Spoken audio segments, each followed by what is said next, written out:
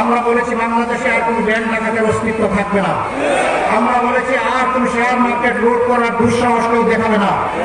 আমরা বলেছি আর ঘরে ঘরে চাঁদার নামে ডাকাতি করার সুযোগ দেব না।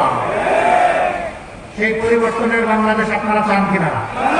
নিরীহ মানুষের জমি দখল হতে পারে না, মামলা বাণিজ্য হতে পারে না, আমার মায়ের গায়ে হাত তুলতে পারে না।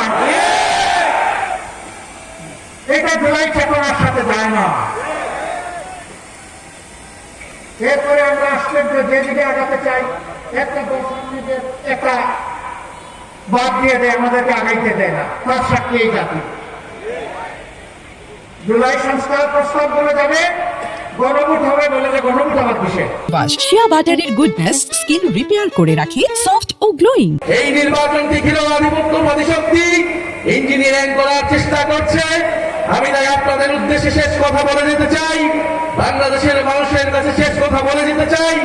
5ই আগস্ট যেভাবে আপনারা রাজপথে নেমে এসেছিলেন, বাংলাদেশের স্বাধীনতার সার্বভৌমত্বকে পুনরুদ্ধার করেছিলেন, আগামী 12ই ফেব্রুয়ারি বাংলার তরুণ সমাজ, বাংলার নারীরা, বাংলার আলেম সমাজ, বাংলার সংখ্যালঘু সবাই ঐক্যবদ্ধভাবে আবারও রাজপথে নামবেন। নিজেদের ভোটাধিকার, নিজেদের গণতন্ত্র, নিজেদের সার্বভৌমত্ব আমরা নিজেরাই রক্ষা করে বিজয় সুনিশ্চিত করে তারপর আমরা ঘরে ফিরবো ইনশাআল্লাহ।